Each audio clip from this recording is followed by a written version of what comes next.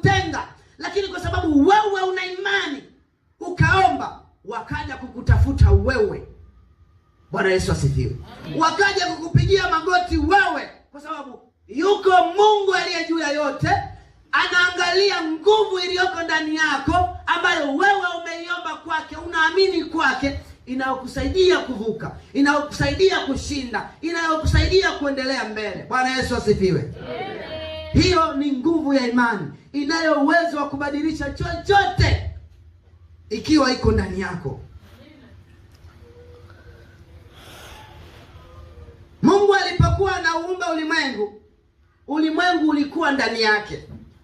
Mwanadamu amepewa nguvu ndani ambayo inamsaidia kutokeza matokeo chanya nje. Wewe kwenye kazi zako, kwenye mipango yako, kwenye maisha yako, ili matokeo yale unayokusudia yatokee, inatakiwa uwe na nguvu ndani inayoweza kuletea kile unachokitarajia. Bwana Yesu asifiwe. Yaani mtu ambaye ana imani na kitu anakuwa na juhudi ya kukutafuta kile kitu. Hizo juhudi zinatokana na nguvu iliyoko ndani ya kukitamani kile kitu. Bwana Yesu asifiwe. Yaani kama hauna nguvu ya kutaka kutafuta kitu fulani, huwezi ukakipata, kwa sababu ndani yako hakuna nguvu inayokusukuma kukitafuta hicho kitu ili uweze kukipata. Bwana Yesu asifiwe. Iko nguvu ambayo inampa hata kama hawezi kupata leo, kesho. Yaani ni mtu ambaye anajaribu, anafanya, bado anaendelea kufanya, kwa sababu kuna nguvu ndani yake inamwambia mbele kuna kitu. Endelea mbele, ameshindwa leo, anajaribu kesho, anaendelea. Iko nguvu ndani inamsukuma kumwambia kwamba kuna kitu mbele yako nimekiweka, endelea, jaribu tena, fanya. Ndipo anafikia hatua na hatima yake. Bwana Yesu asifiwe.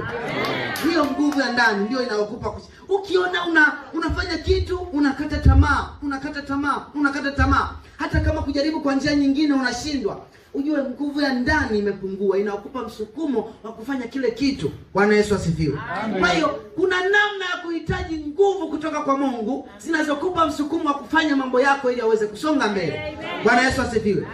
Unapohisi umepungukiwa na nguvu za Mungu, ni saa ya kuomba rehema na toba mbele za Mungu, maana kuna kitu ndani yako kimepungua. Bwana Yesu asifiwe. Kiko kitu kinachokuwa kimepungua ndani ambacho kimekukosesha nguvu na msukumo wa kufanya maamuzi, ya kufanya kitu. Kwa unatakiwa kuchukua hatua ya kuomba, ya kumwambia Mungu, kuna kitu gani hapa ambacho kiko sawa? Unaona kabisa kwamba iko nguvu ya Mungu imepungua ndani yangu. Labda kuna kitu hakikuwa sawa kwangu, kuna kitu nimekifanya. Kuna namna atakuonyesha tu na utajua hapa ndipo nimepojikwaa. Unamwambia Mungu,